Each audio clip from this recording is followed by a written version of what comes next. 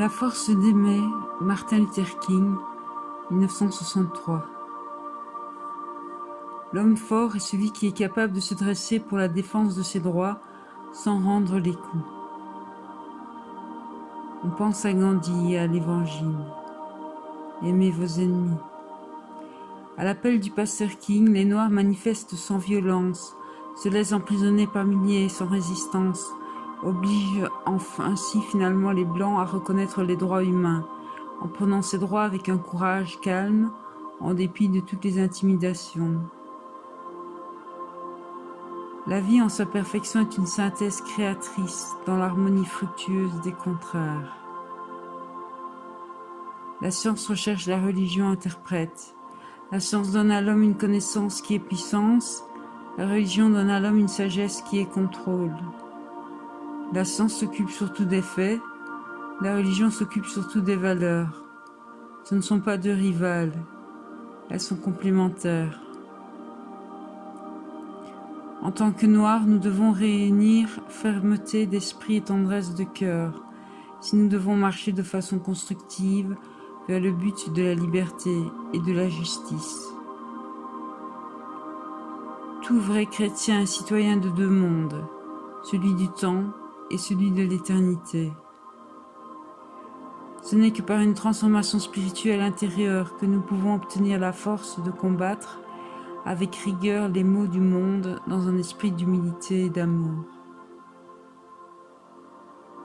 L'argent sans amour est comme du sel sans saveur, qui n'est plus bon qu'à être foulé aux pieds par les hommes.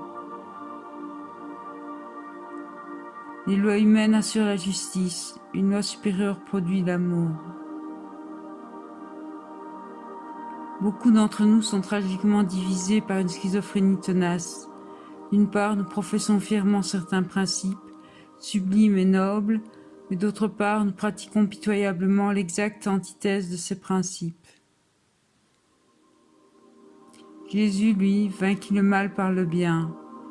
Crucifié par la haine, il répondit par l'amour. « Père, pardonne-leur, ils ne savent pas ce qu'ils font. » Plus que de méchanceté, c'est d'aveuglement dont il est ici question. Chacun de nous a quelque chose d'une personnalité schizophrénique, tragiquement divisée contre elle-même. J'approuve le bien, mais c'est le mal que je fais. Ce qui signifie tout simplement qu'il y a du bon dans le pire d'entre nous et du mauvais dans le meilleur.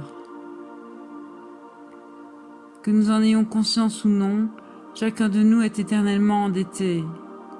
Nous sommes les débiteurs perpétuels d'hommes et de femmes connus et inconnus. Nous ne pouvons achever notre petit déjeuner sans nous être rendus dépendants de plus de la moitié du monde. En nous levant, le matin, nous allons à la salle de bain où nous saisissons une éponge que nous procure un insulaire du Pacifique. Nous utilisons un savon créé par nous par un Français. La serviette nous vient d'un Turc. À table, nous buvons du café fourni par un Sud-Américain, du thé par un Chinois ou du cacao par un Africain. Avant de partir au travail, nous sommes redevables à plus de la moitié du monde. La question la plus permanente et la plus urgente de la vie est celle-ci. Que faites-vous pour les autres ? Je voudrais vous presser d'accorder priorité à la recherche de Dieu. Laissez son esprit pénétrer votre être. Pour faire face aux difficultés et aux épreuves de la vie, vous avez besoin de lui. La peur n'est-elle pas une cause majeure de la guerre ?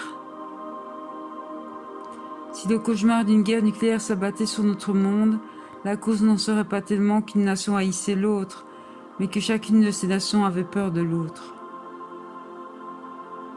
Ce qui peut chasser la peur, ce ne sont pas les armes, mais l'amour, la compréhension et une bonne volonté organisée.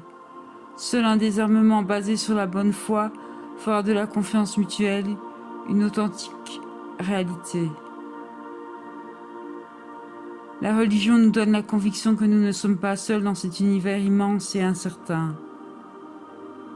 Il y a un Dieu sage et aimant. Les rois meurent autant que les mendiants.